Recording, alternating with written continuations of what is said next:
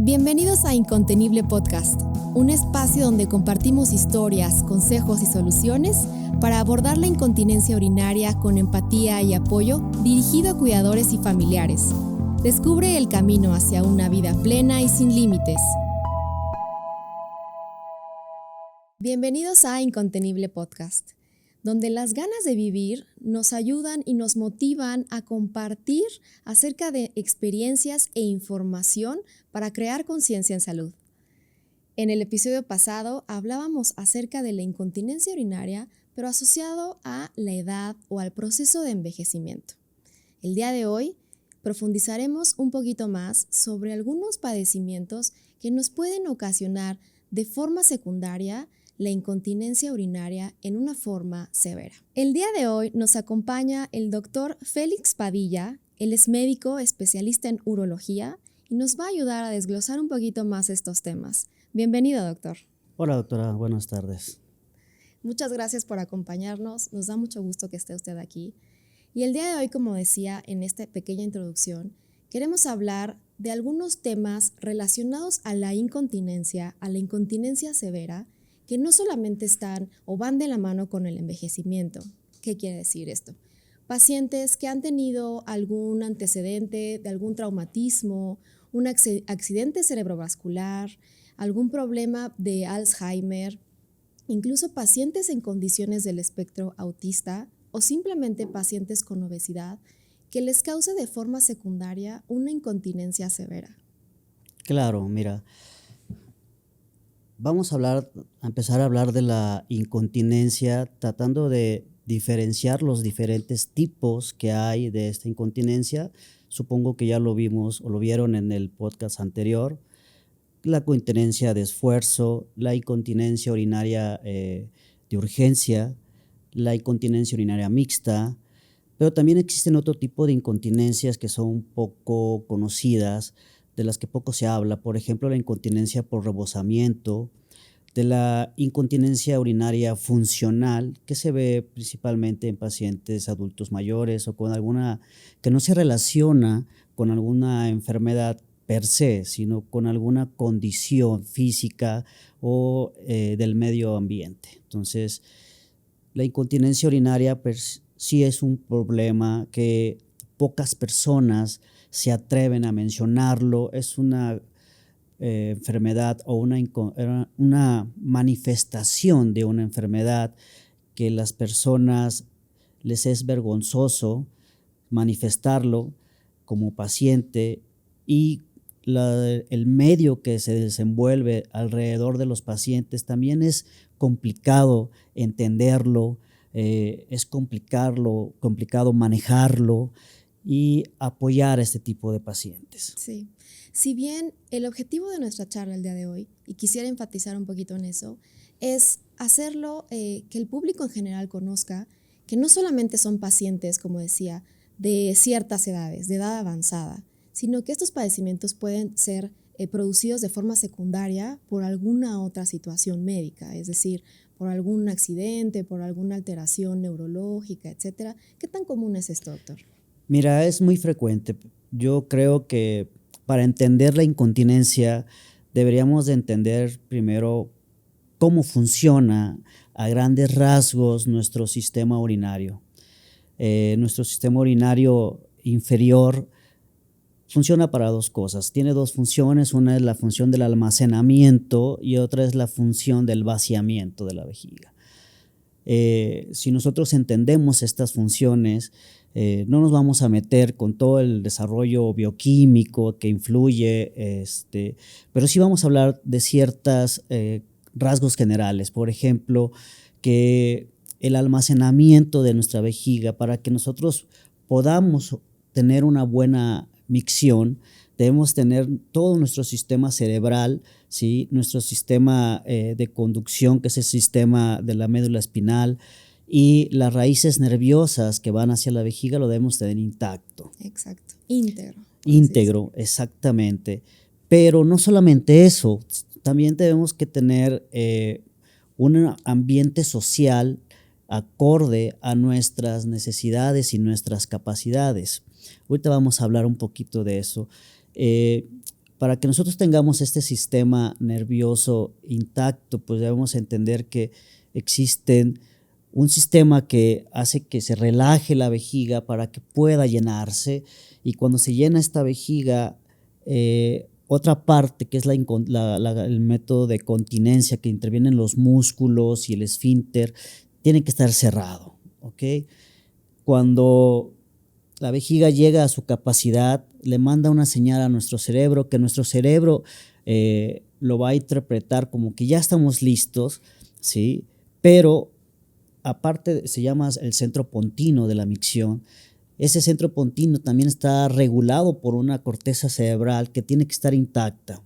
Y esta corteza cerebral te va a decir si estás en la condición social, en la condición Adecuada. óptima, adecuada para ir a orinar. Y tú le vas a mandar, ¿sabes? Le vas a decir, sí, tengo ganas de orinar, pero ahorita estoy en una junta, ahorita estoy ocupado, etcétera, ¿sí? Y ya cuando integras ese sistema, va a mandar la señal para que tu sistema nervioso contraiga las fibras musculares de la vejiga y relaje las fibras musculares del esfínter, y pueda suceder la micción. Si esto no está regulado, ¿sí? Como es en el caso de pacientes, por ejemplo, los pacientes con autismo, o con este espectro de enfermedad, ¿sí? Tienen una alteración en las relaciones interpersonales, no tienen un buen desarrollo de la comunicación, tienen una pérdida de la capacidad de integración social, tienen una capacidad mental en la cual ellos tienen muy estereotipado o hacen muchas rutinas, ¿no? Y les es difícil expresar la necesidad de ir a orinar, ¿no? Y entonces el cuidador, el familiar, tiene que interpretar, aprender a observar los signos que te da el Las niño, necesidades que la tiene. necesidad. Hay niños que se pueden meter abajo de la mesa y ese puede ser el signo de que tiene que ir al baño, ¿sabes? Entonces, sí es una interacción entre el cuidador y el paciente. Claro. Otro tipo de enfermedades, por ejemplo, que no solamente son de adultos, por ejemplo, los jóvenes que tienen lesiones medulares, ¿no? Accidentes de motocicleta, automovilísticos, caídas que se lesionan la médula espinal, ¿sí? Digamos a nivel infrapuntino y a nivel arriba de suprasacra se llama, columna lumbar, por ejemplo, pues van a tener una incoordinación de la micción, ¿sí? O sea, va a apretar pero no va a aflojar, o va a aflojar pero no va a apretar el esfínter. Entonces se llama disinergia y pueden tener problemas de incontinencia urinaria, ¿no? Okay. De forma De secundaria. forma secundaria claro. a un traumatismo. Pero no solamente los traumatismos, hay pacientes que no son ancianos y que tienen accidentes vasculares a nivel de la médula, tumores que comprimen las raíces nerviosas, y entonces no necesariamente es en pacientes adultos. Sí. Y esta incontinencia o estas alteraciones en la micción pueden ser temporales, ¿sí? O pueden ser permanentes, ¿no? Okay. Hablando acerca de estas cuestiones anatómicas que usted comenta, entiendo toda la relación que hay ahora sí que desde arriba, ¿no? Desde el sistema nervioso, pero también usted nos menciona que debe de haber esta integridad también anatómica. ¿Y a qué me refiero específicamente? A la parte del piso pélvico. Si bien sabemos, el piso pélvico es este soporte, ¿no? Que es un soporte para todas las estructuras anatómicas, tanto en el abdomen como en la pelvis, pero más específicamente para la vejiga. Me gustaría que nos hablara un poquito más acerca de esta parte del piso pélvico, cómo se puede, lo podemos ejercitar, podemos impedir o disminuir que alguna consecuencia de este tipo pueda surgir en algún momento de la vida.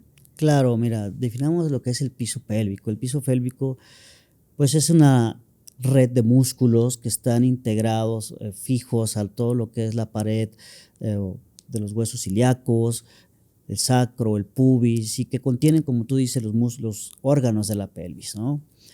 Estos músculos, pues sí influyen, son un componente estático de la función urinaria, pero también la función defecatoria, ¿ok? Uh-huh. Sí es importante que el cuidador ¿sí? O el médico en una valoración inicial explore adecuadamente estos músculos para que puedas identificar cómo puedes ayudar a tu paciente, en qué grado están debilitados o qué es lo que puede llegar a suceder, porque no solamente se puede manifestar la deficiencia del piso pélvico como una incontinencia, se puede manifestar como una incontinencia fecal, se puede manifestar como un dolor pélvico crónico y se puede confundir con muchas entidades, ¿no? Una vez que el médico identifica que está afectado el piso pélvico, pues existen muchas herramientas para tratar de fortalecer o relajar este piso pélvico.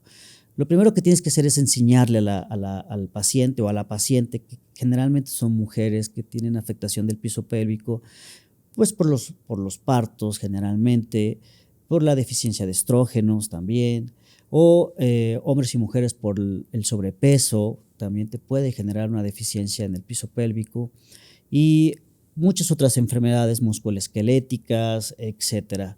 Ansiedad, enfermedades mentales, trastornos intestinales, estreñimiento, te pueden afectar el piso pélvico. Entonces, y se manifiesta con la incontinencia urinaria, por ejemplo. Entonces, tenemos que enseñar a la mujer o al paciente cuáles son los músculos del piso pélvico. Que los conozca primero. Que los conozca. Muchas veces le dices, oye, pues fortalece los músculos del piso pélvico y se van y llegan bien ¿Cuáles? fuertes de las piernas. Y dices, es que estuve fortaleciendo, doctor. Pues sí, pero era el piso pélvico, no las piernas o no las pompis, ¿no? Entonces, les tienes que decir, mira, yo, por ejemplo, en mi práctica, después de hacer una valoración del piso pélvico con la exploración vaginal, donde exploras los diferentes grupos musculares, les dices, mira, introduce tu dedo en la vagina y apriétalo. Si tú sientes que estás apretando tu dedo en la vagina, lo estás haciendo bien. Si no, seguramente estás apretando las pompis, la espalda, las piernas y cualquier otra cosa que menos lo que necesitamos que aprietes, ¿no? Y hay muchos esquemas de ejercicios de piso pélvico que puedes recomendarle al paciente. Generalmente los pacientes entre más edad tienen, menos conciencia tienen de sus músculos, porque ¿no? es conciencia muscular también. Exactamente. Como dice, parte de la consulta de lo que usted y yo vemos, pacientes que llegan con cierto grado de incontinencia, ¿no? Y hay que como reenseñar otra vez, es decir, Sí. hacer la conciencia de decir, estos son los músculos, ¿no? Esto es lo que tenemos que intentar ejercitar, por así decirlo, ¿no? Para intentar disminuir un poquito esta manifestación. Claro, mira, algo que me pasa muy frecuente es que los pacientes no creen en los ejercicios. Sí, o sea, como que dices, ay, doctor, ¿me va a decir que haga ejercicios? Todo el mundo me dice que haga ejercicios y no funcionan, ¿no? Entonces, como que ya los han hecho varias veces y si no lo hicieron bien, no les ha funcionado. Sí. Y entonces dice, ay, otra vez me van a decir que haga ejercicios. Pues sí, el 80% de los pacientes con incontinencia urinaria de esfuerzo mejoran con los puros ejercicios, ¿no? Okay. Entonces, sí tienes que enseñarles cómo hacerlos, utilizando los diferentes esquemas, el tradicional o puedes hacer variaciones, estimular contracciones largas o contracciones cortas, en fin. El punto es que los tienen que hacer, ¿no? Okay. Y hay veces que mis pacientes, cuando yo veo que el paciente, su nivel no es como el que tú desearías para que entendiera cómo hacer los ejercicios, los puedes mandar con un especialista de rehabilitación de piso pélvico y les ponen el biofeedback, en fin, muchas cosas que puedes enseñarle. Okay. Les hablas de los pesarios y las señoras dicen, esa es la época de mi abuela, ¿no? Ya los libros ya ni los traen a veces, ¿no?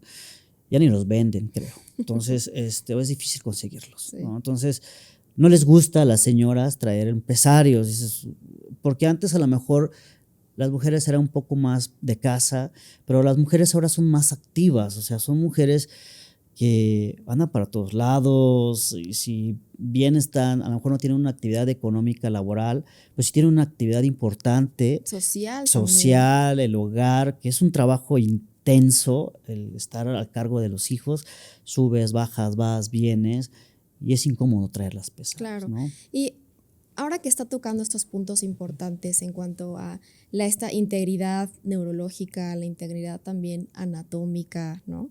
Parte de lo que nos preguntan mucho y realmente de forma muy frecuente es ok, doctor, doctora, tengo una condición en donde de repente tuve, por ejemplo, algo, un traumatismo o un accidente cerebrovascular a una edad temprana y tengo como consecuencia incontinencia urinaria. ¿Qué tanto puede ser reversible? Es decir, ¿se me puede quitar? ¿Hay algún tipo de tratamiento? ¿No?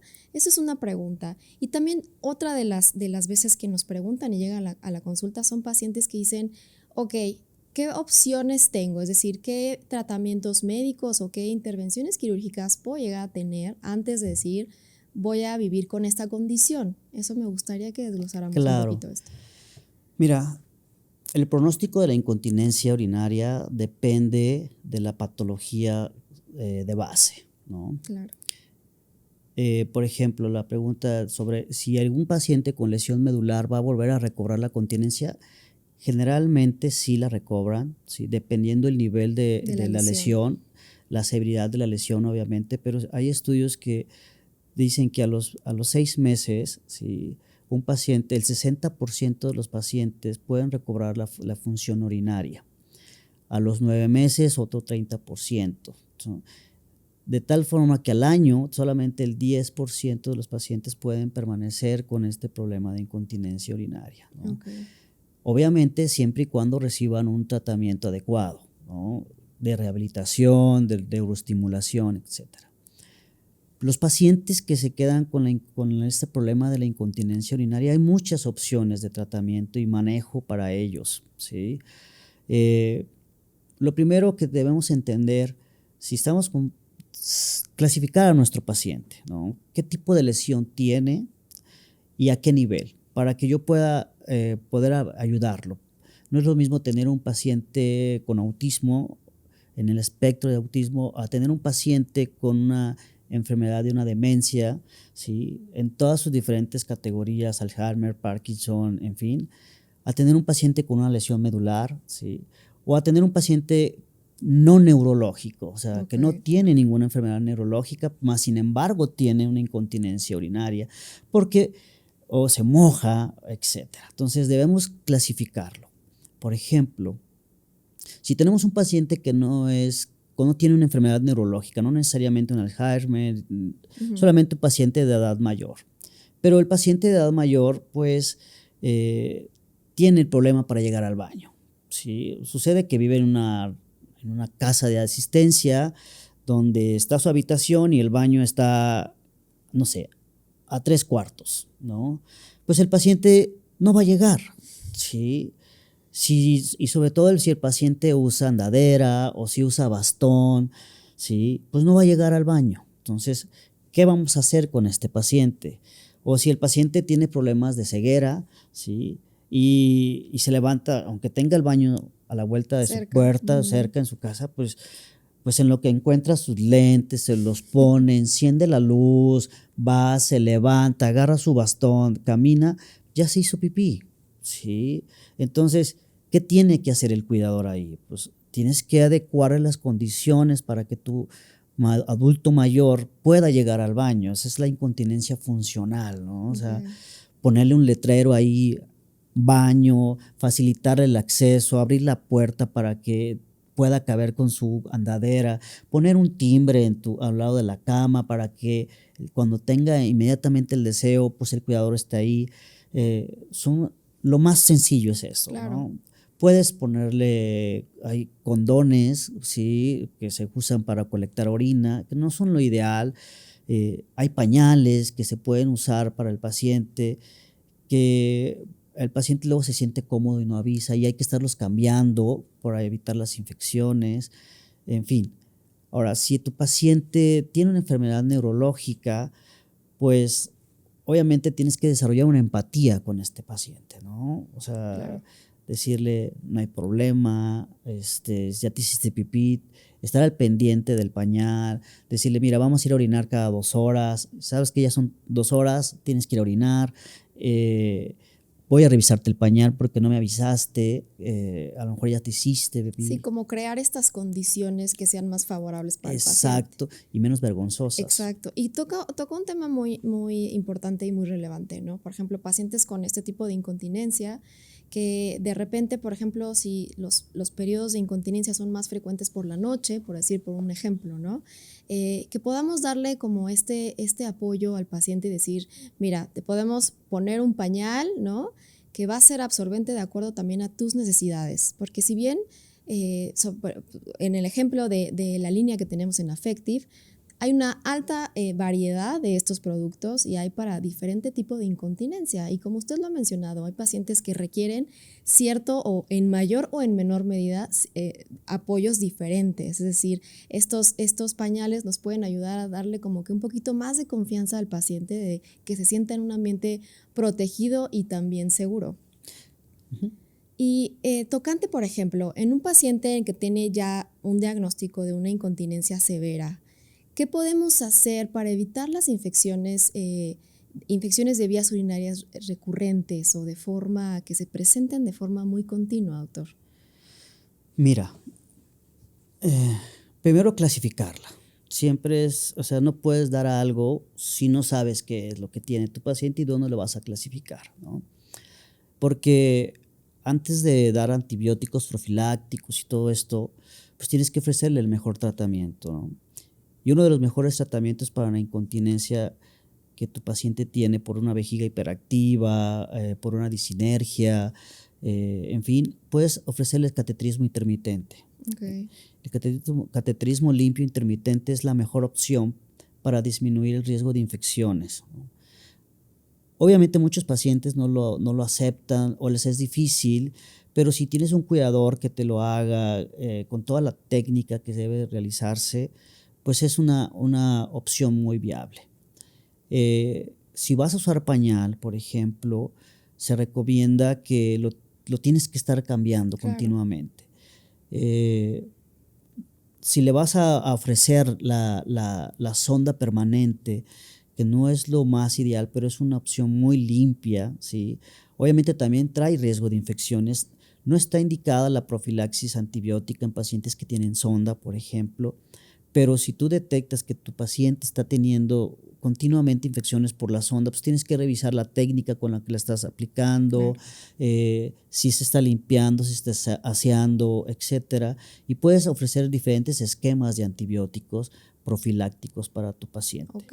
Y eso que tocó usted, ese tema que es un papel también muy importante para el cuidador, porque no solamente, como bien lo dijimos, hay pacientes que todavía se comunican, ¿no? O que pueden tener esa sensación de que tuvieron una pérdida urinaria, pero hay pacientes que no. Entonces, el cuidador también tiene que estar ahí muy, muy al pendiente de estos pacientes, de revisar si el pañal hay que cambiarlo, etcétera, ¿no? Y todas estas medidas enfocadas en promover la higiene, el lavado de manos, en hacer que el paciente tenga un cambio frecuente del pañal también para evitar que haya ciertas lesiones sobre la piel. Sí, claro, o sea, el cuidador, por ejemplo, esto que es, muchos cuidadores lo observan, pues cuando su paciente, su familiar, ustedes ven que la orina está muy amarilla o ya sale con blanco, ¿sí? O ya huele feo, o el paciente o el familiar ya se siente lo ven como cansado, como que le da más, a lo mejor no llega a presentar fiebre, pero sí llega a presentar datos de que ya no quiere comer, ya no quiere levantarse, y la orina huele feo y o sea, es fácil identificar una infección urinaria y en ese momento tienes que darle antibiótico. Okay. ¿Sí? Es importantísimo que los cuidadores vigilen el pañal. O sea, si ya dijeron, ¿sabes qué? Se va a quedar con pañal, que estarlo cuidando, porque a los pacientes adultos se les olvida, ¿sí? O sea, hay pacientes que sí les da pena andar mojados y por eso usan pañal, por voluntad propia, ¿no? Incluso llegan a usar ropa oscura para que no se note que ya se mojaron, y entonces ya es cuando dices, ya, abuelo, ponte pañal, ¿no? Entonces, se rehúsan a usar el pañal los pacientes adultos, ¿sí? Y algunos lo hacen ya por voluntad propia, pero cuando ya huelen, están siempre oliendo a pipí, y etcétera, incómodos, ya no pueden salir porque se les sale la pipí, entonces ellos mismos usan el pañal, pero sí hay que estarles recordando, no que traigas pañal, no quiere decir que ya lo vas a cambiar hasta la noche, lo tienes que cambiar frecuentemente, ¿no? Y si en la noche, por ejemplo, hay pacientes que se orinan y el cuidador no los va a vigilar porque tienen esta enuresis y orinan frecuentemente en la noche por un proceso fisiológico, pues ponles un cubrecolchón, ¿no? Hay cubrecolchones de plástico que hace que no se moje y entonces es muy útil hacer esto. Y ahorita que lo menciona, digo, respecto a ese tipo de cuidado extra, ¿no? En la línea Affective también existen estos pañales que son planos, por así decirlo, y que nos pueden ayudar también como que a darle un poquito más de confort al paciente, por ejemplo, a estas horas, ¿no? En la noche, en los periodos en donde está teniendo más pérdidas o donde permanece inmóvil más tiempo, ¿no? También hacerle al cuidador un poquito más fácil este trabajo adicional, ¿no? Claro. Y una parte muy importante, y realmente lo hemos tocado, hablamos de eso también en el episodio pasado, es la parte, el contexto social y cultural que hay detrás de esto. Es decir, el paciente, si estamos poniendo un ejemplo de un paciente que tiene un reciente diagnóstico secundario a alguna otra alteración, como ya decía, y que no necesariamente es un paciente de edad avanzada, ¿no? Entonces, es un paciente que tiene un diagnóstico reciente que les está desencadenando una incontinencia, ¿no? Y entonces se tiene que hacer a la idea de que muy probablemente esto mejore o, como ya usted dijo, no todos mejoran, ¿no? Entonces, ¿cómo ayudarles a los pacientes a tener o a lograr este proceso de aceptación, ¿no? Que no se sientan tan rechazados o tan vulnerables por la simple cuestión de tener incontinencia urinaria? Mira, un paciente joven que tiene una incontinencia urinaria, ese es uno de los tantos problemas que tiene, ¿no? Porque va a tener también, algunos van a tener disfunción eréctil, algunos en su edad productiva, están en su edad productiva económicamente, socialmente, familiarmente, Claro. y pueden estar condenados a estar en silla de ruedas, y en estar en cama tal vez. Entonces no es solamente la incontinencia, sino es una gran cantidad de problemas que yo siempre recomiendo a mis pacientes que el manejo es multidisciplinario y te tiene que valorar, tienes que estar en apoyo con un psicólogo, con un psicoterapeuta, con alguien de rehabilitación, ¿sí? Tienes que estar con el urólogo, tienes que estar con el gastro, tienes que estar con el neurocirujano, para que todo este equipo te pueda llegar a sacar adelante y se te haga sientas que no estás solo, ¿no? Exacto. Sientas que no estás solo y también, muy importante, el contexto familiar, el contexto, el círculo cercano, La porque red son la familiar. red familiar, porque son los que se cansan, son los que cuidan, son los que cargan, son los que van a llevar, traer al paciente a las consultas, a la rehabilitación, lo van a estar cuidando. Entonces también es muy, muy importante establecer una buena red familiar que sea sólida, porque si es como todo, o sea, vemos familiares que sí somos mi familia, pero pues ya me cansaste, compadre, pues paga a alguien que te lleve, o sea, es que pues sí te cuido un mes, 2 meses, pero ya un año, pues ya yo también tengo familia, etcétera. Entonces, tienes que establecer bien ese contexto Esos social, roles también. exactamente, ¿no? Muy bien. Ahora, para puntualizar, doctor, me gustaría que nos diera algunos puntos importantes para poder ayudar a estos pacientes. Es decir, en qué momento tal vez solicitar ayuda, cuáles son sus recomendaciones generales respecto al tema que hablamos el día de hoy. Bueno, primero, considero que cuando nosotros tenemos una persona con capacidades diferentes, ¿sí?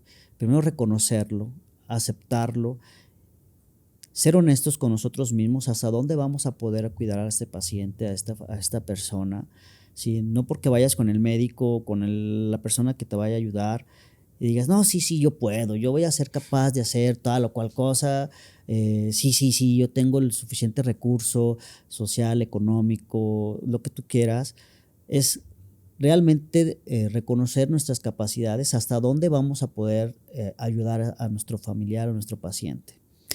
Segundo, tratar de establecer una empatía con este paciente, ¿no? Ya sea un niño, ya sea un joven o un adulto mayor, ser empáticos con ellos, ¿no? Porque, por ejemplo, en el caso de los niños, sí tienes que ser como muy comunicativo, porque si estamos en el espectro del autismo, donde a ellos les cuesta trabajo expresar Comunicarse. comunicarse, pues sí tienes que estar induciendo esa comunicación, y por eso hay apoyo psicológico, hay grupos en las comunidades de autismo, ya hay grupo de todo, de apoyo de todo, y te tienes que acercar a ellos, ¿no? Para que tú puedas tener el conocimiento y establecer una comunicación con tu paciente.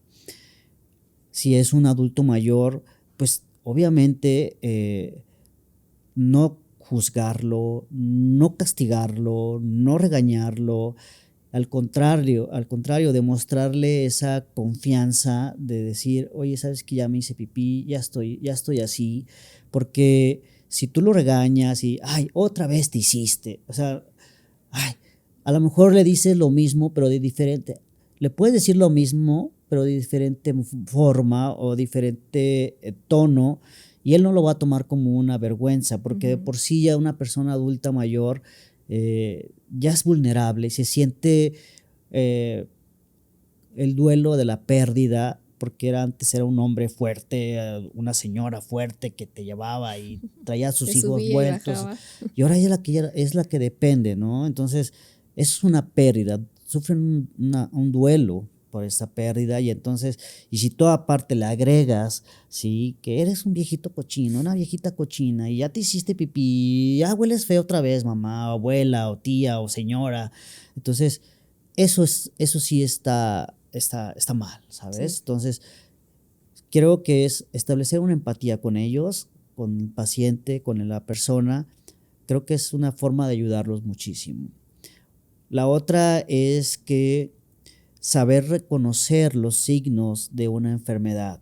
Por ejemplo, saber si tu familiar tiene incontinencia y lo notas mojado, pues no es nada más colocarle un pañal, sino es llevarlo a tu médico para que le dé el tratamiento, te recomiende qué tipo de pañal, cómo cambiar, porque a veces no sabemos cambiar un pañal de adulto. Hasta eso tenemos que aprender. Sí, claro. Hay muchos tipos de pañales en el mercado y tú tienes que saber elegir cuál es el mejor para ti, para tu familiar, ¿no? Tu paciente. Conocer esto reconocer los signos de alarma es muy, muy importante, ¿no? Muy bien. Y ya lo dijo bien usted, una parte importante de intentar ayudar al paciente a sentirse un poquito como apapachado en este aspecto, es decir, son pacientes que si bien están pasando sobre una condición médica, ¿no? Que muchas veces ha sido estigmatizada y que siempre ha habido cierto como rechazo social, ¿no? Es decir, son estos pacientes que además de que están sufriendo sobre este padecimiento y están aceptando que tienen este padecimiento, deben de también nosotros como sus familiares o como sus cuidadores directos, podemos darles a ellos la seguridad o la facilidad de decir, podemos utilizar esos recursos que son los pañales. Dependiendo del cuadro de severidad, como ya usted comentaba, ¿no? Hay pacientes que van a requerir cierta mayor absorción, ¿no? O pañales más específicos para ellos. En la línea Affective tenemos una gran variedad y esto nos da la posibilidad de ayudar al paciente a sentirse un poquito más seguro y más en control también sobre esta incontinencia urinaria. Claro, sí, el punto es, hay varios objetivos en el tratamiento de la incontinencia urinaria o de la disfunción vesical. Primero, pues, salvar la función urinaria, el riñón, para que tengan una buena función. Segundo, que tengan una buena continencia, ¿no? Y existen múltiples tratamientos. Y tercero, pues que sea lo más socialmente aceptable para el paciente. Claro, y que el familiar y que también el mismo paciente estén conscientes de todas estas técnicas o maniobras extras que podemos nosotros intentar ayudarles, intentar a que sientan un poquito como que de confort. Muchas gracias, doctor, por habernos acompañado el día de hoy, por sus increíbles palabras que nos hace crear conciencia acerca de este padecimiento. Y también gracias a ustedes por habernos escuchado, por habernos dedicado este tiempo. Nuestro objetivo es crear esta conciencia en salud, es hacerles a los pacientes llegar el mensaje de que no están solos, de que tienen también ciertas posibilidades de manejo. Así que se los agradezco mucho. Por favor, compartan, denle like, coméntenos y estén pendientes de nuestro siguiente Incontenible Podcast. Yo soy la doctora Daniela Estrada y nos vemos en la próxima.